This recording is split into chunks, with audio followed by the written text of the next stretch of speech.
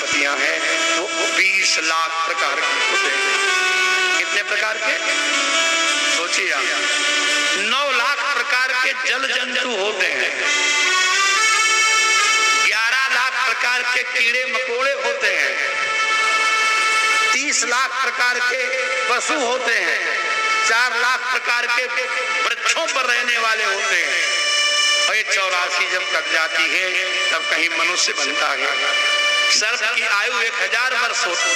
जरा विचार कीजिए, जो सर्प योनि में पड़ गया, इसीलिए तो गुरुदेव ने काकभुसुंडी के लिए मांगा कि जनमत मरत विषा दुषा दुख होई, यह सपने उचानी नहीं सोई, सो यही काम व्यापी नहीं सोई। माने बार बार जन्म लेगा, बार बार मरेगा और उस जन्म मृत्यु का कष्ट से नहीं होगा। अगर कोई सर्प योनि में चला जाए और 1000 बार सर्प बनना पड़े तो कर्म के इस जंगल को कैसे पार होगा? अगर कोई पर्वत बन जाए, शिला बन जाए तो कब महाप्रलय होगा, कब उद्धार होगा, कब परमाणु बनकर भगवान के हृदय में जाएंगे? तो कर्म की जो महाकवि है, इसे तुलसी बाबा ने बड़ी सुंदर सुंदर पंक्तियां लिखी हैं जो वेदांत को भी कहते हैं। हमारा आपका जो मनुष्य शरीर है ये हमारी कमाई का फल नहीं है। कब हूँ के करी करुणा नर, कब हूँ के करी करुणा नर। किसी बालक ने अपराध किया, माता को बहुत क्रोध आया, रस्सियों में बांध करके उसको डाल दिया। दिन भर पड़ा रहा, लेकिन आधे घंटे रोया बालक, माता को दया आ गई, प्रतिज्ञा की थी दिन भर नहीं खोलूंगी, लेकिन आधे घंटे में ही खोल दिया। ऐसे ही जीव जब कर्म के बंधन में फंस जाता है, हाहाकार करता है, तो माता का रूप धारण किए भगवान को दया आ जाती है और बीच में ही खोल देते हैं। कब हूँ करी करुणा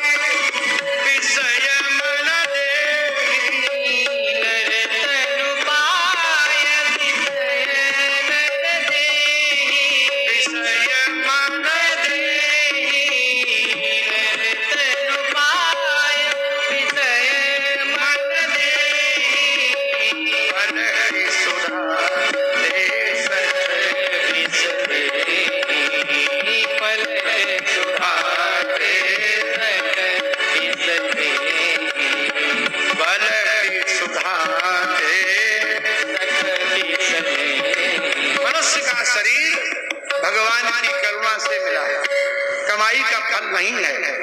और जब भगवत कथा श्रवण कर लिया, शिव चरित्र जरा भी कान में एक क्षण पड़ गया तो लिखा है दग्ध्वा कर्म महाकवि, कर्म का जंगल जलकर भस्म हो जाता है और वो तुरंत भवसागर से पार हो जाता है। इसलिए महाराज एको जरा परस्याद वही विवेक नैवागतम पुमान, जो अजर अमर होना चाहता हो उसको यह अवश्य अमृत पान करना चाहिए। शंभो कथामृतम कुर्यात् कुलमेवा जरामरम, अगर कोई अमृत पान करे तो अकेले ही अमर होगा, और यदि कोई शिव पुराण श्रवण कर ले तो पूरा कुल अमर हो जाएगा। ये प्रतिज्ञा भगवान वेद व्यास कर रहे हैं। इसमें सदा सेव्या सदा सेव्या विशेषतः एतत् शिव पुराणस्य कथा परम पावनी, शिव पुराण की परम पवित्र कथा अवश्य सेवन करनी चाहिए, अवश्य इसका आनंद लेना चाहिए। देखो इस शिव पुराण में 24,000 श्लोक हैं, राधे राधे बोलो, और इसमें 7 संहिता है। देखो जिसे रामायण को कांडों में बांटा, जैसे महाभारत को पर्वों में बांटा, जैसे भागवत को स्कंदों में बांटा, ऐसे ही शिव पुराण को संहिताओं में बांटा गया। इन संहिताओं में 7 संहिताएं हैं। पहली संहिता का नाम है विद्वेश्वर संहिता और दूसरी संहिता का नाम है रुद्र संहिता, तीसरी संहिता है शतरुद्र संहिता, चौथी संहिता है कोटि रुद्र संहिता और उसके बाद है 5वीं संहिता बहुत सुंदर, उसका नाम है उमा संहिता, भगवती पार्वती की। उसके बाद षष्ठी कैलाश संहिता, कैलाश संहिता, इसमें तारकासुर के वध की कथा बड़ी सुंदर है महाराज। सप्तमी वायवी आख्या और 7वीं संहिता वायवी संहिता है, इसमें 12 ज्योतिर्लिंगों की चर्चा। 7 संहिताएं हैं। इन संहिताओं का श्रवण करो। संहितम दिव्यम पुराणम शिव संज्ञकम, ये शिव संज्ञा माने शिव पुराण के नाम से इसका नाम है। परिवर्त ब्रह्मतुल्यम सर्वोपरि गति प्रदम। अब देखिए एक बात और सुन लीजिए, जब हम श्रीमद् भागवत सुनावेंगे तो भागवत जी से बड़ा कोई नहीं होगा।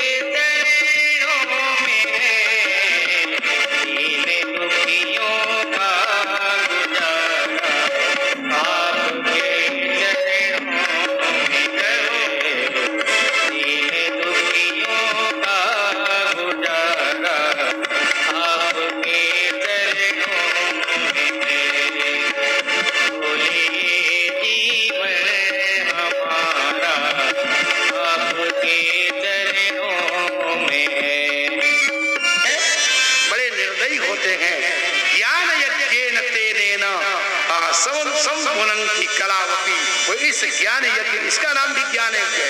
इस ज्ञान यज्ञ से सारे कुटुंब को, सारे लोग को पवित्र कर देते हैं। ब्रह्मस्वपुष्टा सततम व्यभिचारताश्चये, जो किसी नियम को नहीं मानते। आजकल व्यभिचार शब्द का अर्थ एक ही में रूढ़ हो गया है। यह अर्थ नहीं है व्यभिचार का, केवल किसी भी नियम का जो पालन नहीं करे उसका नाम व्यभिचारी। जैसे आप यज्ञोपवीत ब्राह्मण हैं तो कम से कम एक तो नियम हो कि स्नान किए बिना हम अन्न नहीं खाएंगे। कम से कम एक नियम तो हो कि हम सूर्यास्त के बाद या आधी रात के बाद भोजन नहीं करेंगे। जिसके जीवन में कोई नियम नहीं है वो मनुष्य किस बात का। जीवन में कोई न कोई नियम होना चाहिए, नियम लेना चाहिए। तो जो लोग किसी नियम का पालन नहीं करते, जो लोग दूसरे ही के धन पर जीवित रहते हैं, ज्ञान यज्ञेन तेनेन संपुनन्ति कलावपि, उस ज्ञान यज्ञ के द्वारा, शिव पुराण के द्वारा सकुटुंब पवित्र हो जाते हैं, उनके सारे कलमश दूर हो जाते हैं। सदा पापरताये च सठाति दुर्हृदयाः, जो निरंतर पापमय है, जिनका हृदय बड़ा कुटिल है, ज्ञान यज्ञेन तेनेन निष्पुनन्ति कलावपि, इस ज्ञान यज्ञ से इस कलयुग में सबको पवित्र कर देते हैं। मलिना दुर्धिय शांता देवता द्रव्य भोजिना, भगवान की मूर्ति की चैन भी उठा करके, मुकुट भी बेच करके जो खा ले, ऐसे भी होते कुछ लोग। ऐसे लोग भी यदि शरण में आ जाएं, पश्चाताप करें, तो भैया ज्ञान यज्ञेन तेन सम्पुनन्ति कलावपि, वो भी पवित्र हो जाते हैं। जब ये इतना कह दिया तो कोई उदाहरण तो चाहिए। एक ब्राह्मण की कथा सुनाई, आपको आश्चर्य होगा, ज्यादातर कथाएं ब्राह्मणों की हैं। अजामिल ब्राह्मण था और उसको वैश्यागामी बता कथा सुनाई। तो अगर वेदव्यास भगवान पक्षपाती होते तो ब्राह्मण की जगह किसी और का नाम लेते। ये कथाएं सिद्ध करती हैं कि जब बहुत ऊंचे से कोई व्यक्ति गिरता है तो बहुत ज्यादा चोट लगती है। जो बहुत सदाचारी जब पतित होता है तो बहुत ज्यादा पतित होता है। और सदाचार का मानक किसी जमाने में ब्राह्मण थे, और जब ब्राह्मण पतित हो जाता है तो कहाँ तक जाता है, ये बात बता रहे हैं। और उस पतन के बाद भी वो कैसे उठता है, ये पुराण की महिमा बता रहे हैं। इसलिए एक देवराज नाम के ब्राह्मण की कथा जो पुराण की महिमा में सुनाई गई, उसको ध्यान से सुनिए। आसीत किरात नगरे ब्राह्मणों ज्ञान दुर्लभ। वो ज्ञान दुर्बल था, बहुत ज्यादा पढ़ा लिखा नहीं था, दरिद्र था और रस विक्रेता था। ब्राह्मणों के लिए रस बेचना बड़ा निषेध है। माने अगर गाय दूध ज्यादा देती हो तो जमा करके मट्ठा फेर करके मट्ठा पड़ोसियों को बांट देना चाहिए। कभी भी दुग्ध का विक्रय नहीं करना चाहिए। रस विक्रय बड़ा निषेध माना गया है। और रसों में सर्वश्रेष्ठ जो रस है वो गोरस है। वैसे तो बहुत रस है, इच्छु रस है, फल रस है, लेकिन सर्वश्रेष्ठ जो रस है वो गोरस माना गया है। और सुनो, गावः न केवलम धेनवः, अब तो वेद वाचो भी धेनवः। वेदवाणी को भी गाय ही कहते हैं। गाय का अर्थ सूर्य की किरणें हैं। गाय माने पृथ्वी है, गाय माने वेदवाणी है, गाय माने गो माता है, गाय माने इंद्रियां हैं। ये सबकी सब वेदवाणी को बेचा। इसीलिए तुलसी ने भरत जी के द्वारा ये पंक्ति कहलवाई है जो यहाँ लिखा है। तुलसी ने सब कुछ लिखा है।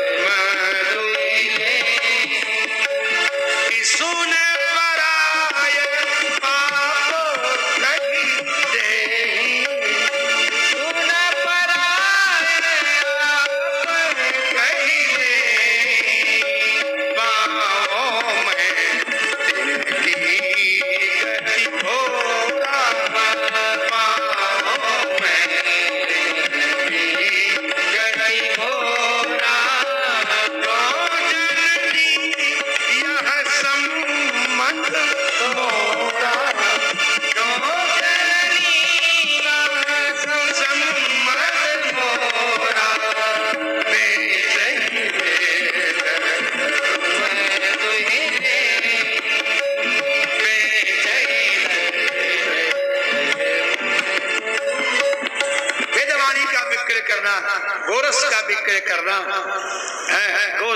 गो माता का विक्रय करना, ये सब बड़े निषिद्ध माने गए। और वो जो ब्राह्मण देवराज है वो रस विक्रयी था।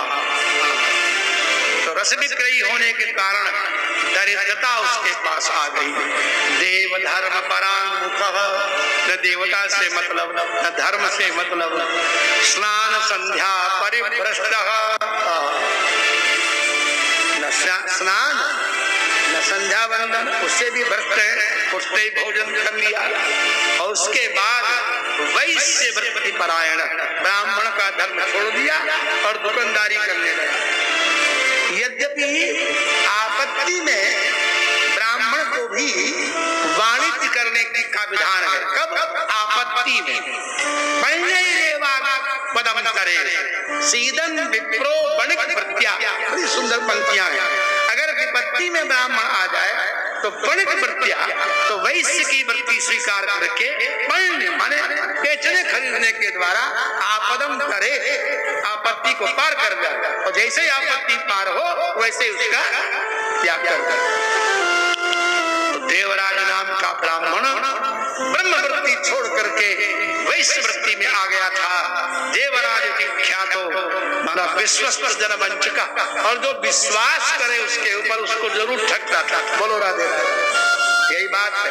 अपना रिश्तेदार समझ करके दुकान पर गए, अरे तो हमारे रिश्तेदार हो, तुमसे हम ज्यादा ले सकते हैं, कैसी बात करते हो, और ले लिया जोड़ा। बोलो राधे राधे। इसको कहते हैं विश्वस्त जन वंचका, विश्वास करने वाले को ठगने वाला। सभी प्राण क्षत्रियान वैश्यान शूद्रान तथा परान हत्वा नानांशेनैव तद्धर्मा ममाहरत। उसने क्या किया? ये भी नहीं देखा ये पात्र है कुपात्र है, कोई मर जाए किसी का नाश हो जाए, हमको धन मिलना चाहिए। एक दिन वो स्नान करने गया, स्नान करते जैसा खाए अन्न वैसा बने मन। इसे आहार शुद्ध सत्व शुद्धि और सत्व शुद्ध ध्रुवा स्मृति। ये बड़ा सुंदर जो है योग शास्त्र की पंक्ति है कि भोजन शुद्ध होगा तो आपका आत्मबल शुद्ध होगा, और जो आत्मबल शुद्ध होगा तो आपको स्मृति आवेगी, याद आएगा। तो प्रश्न ये है कि याद किसको करना चाहिए, क्या याद आ जाए? समस्या ये है ना। श्रीमद् भागवत के द्वितीय स्कंद के प्रथम पृष्ठ पर ही भगवान सुखदेव से मानो राजा परीक्षित ने प्रश्न किया कि जीवन में क्या मिल जाए कि हम मान लें कि जीवन सफल हो गया। आज तो यही हम मानते हैं कि लड़के रोजगार संपन्न हो गए तो जीवन सफल हो गया। छत्रपाठी जी का बोलो राधे राधे, सफल हो गया ना। ऐसे ऐसे करो, हाँ ये देखो भाई लड़का उद्गारण है, पुत्री सुखवती है, बढ़िया कुटिया है, गोल मटोल पत्नी है, बढ़िया भोजन बना के देती है, इनसे बड़ा भाग्यशाली संसार में कौन? ये भाग्य की परिभाषा है। बोलो राधे राधे। सफल हो जाए तो भगवान सुखदेव कहते हैं जन्म लाभ पर पुंसाम अंते नारायण स्मृति। उनको ब्राह्मण शरीर मिला, मनुष्य शरीर मिला, वैश्य शरीर मिला, अच्छे कुल में हम पैदा हुए, अंत में भगवान की याद आ जाए समझो जीवन सफल हो। अंते नारायण स्मृति। और इसीलिए जब बाल से भगवान ने कहा चल करो, तुम्हारे एक बाण मार दिया, लाओ हाथ फिरा दे, घाव ठीक हो जाए। राखो प्राण अचल करो,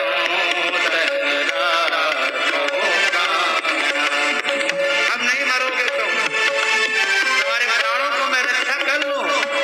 तो बाल कहा सुनो कृपा निधाना, बाल कहा कृपा निधाना,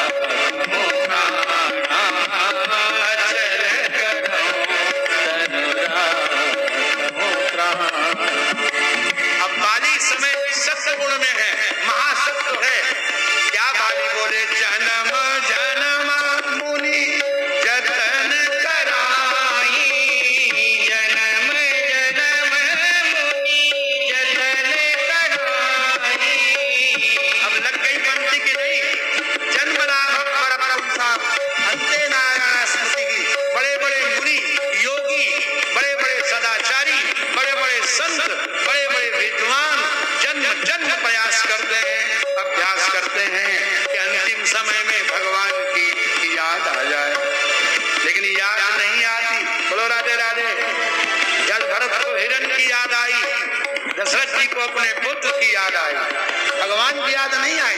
किसकी याद आई? क्योंकि हा राम वत्स जगदाम नयनाभिराम, हा वत्स लक्ष्मण सुलक्षण सर्वगात्र, हा पुत्री मैथिली प्रतिष्ठित चित्तवृत्ति, हा हा वनम किलगता हाय हमारे पुत्र वन को चले गए। ये नहीं कह रहे कि हाय भगवान वन को चले गए। कौन चला गया? हमारे पुत्र की याद आई। किसकी याद आई? लुधियाना में एक माता की मृत्यु सिर पर आई। एक पुत्र था, सेना में भर्ती हो गया था, कैप्टन। लोगों ने उसको सूचना दी, नहीं आ पाया, छुट्टी नहीं मिली। प्यार से अपने पुत्र को माता बल्लू कहती थी। सन्निपात में चिल्ला रही है, सदा बल्लू किथे, सदा बल्लू किथे, हमारा बल्लू कहाँ है, हमारा बल्लू। पड़ोसियों ने कहा माई राम राम कह, राम राम कहती, राम नु भाला, ये बड़ी कठोर पंजाबी है, राम को लगाओ आग, सदा बल्लू किथे, सदा बल्लू किथे। 3 दिन तक तड़पती रही। बाद में पड़ोसियों ने उसी बराबर का लड़का एक बुला के वैसे कपड़े पहनाए, पास में लाके उसका हाथ उठा के रखा उसके पीठ पर, माई ले तुझा बल्लू आ गया, तेरा बल्लू आ गया। जैसे का तुझा बल्लू आ गया, पुत्र से मर गई। बोलो राधे राधे। प्राण कहाँ फंसे थे? अंतराम कही आवत नाही, अंतराम कही आवत नाही, राम नाम मुख पर नहीं आता। मम लोचन गोचर सोई,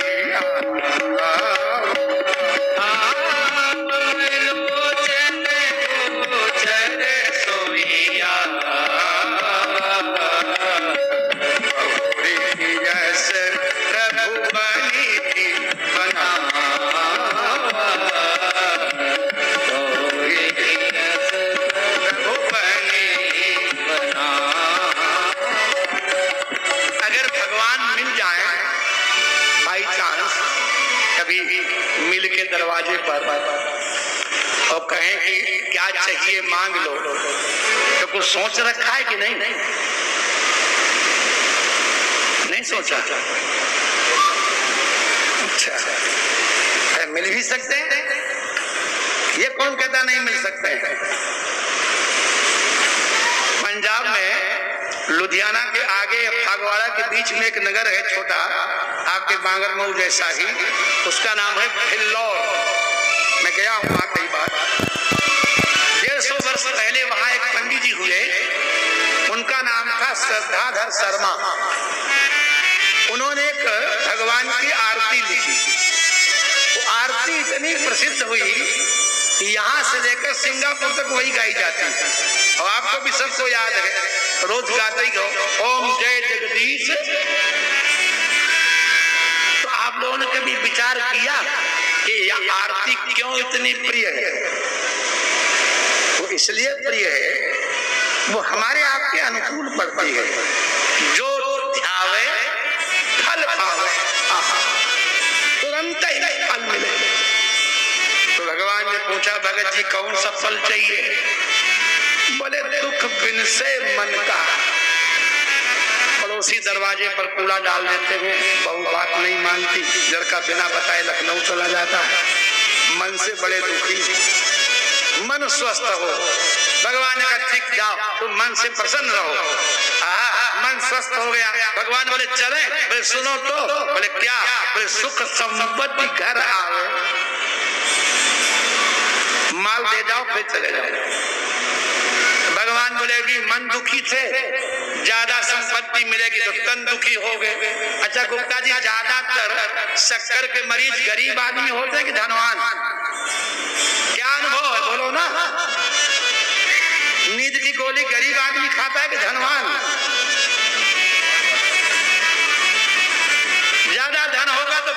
हो जाओगे। तब बोला उसकी गारंटी भी आप ही ले लो, दुख मिटे तन का। भगवान बोले मेरे पीछे क्यों पड़ा है? बोले माता पिता तुम मेरे, अब जाऊं कितनी अनुकूल है, लिस्ट बनाए रखे हैं। भगवान मिले तुरंत ही बताओ, बोलो राधे राधे। और बाली ने, भगवान ने कहा क्या चाहिए? तो बाली ने क्या कहा? कहा तो बहुत कुछ है, यहाँ कहने का अवसर नहीं है।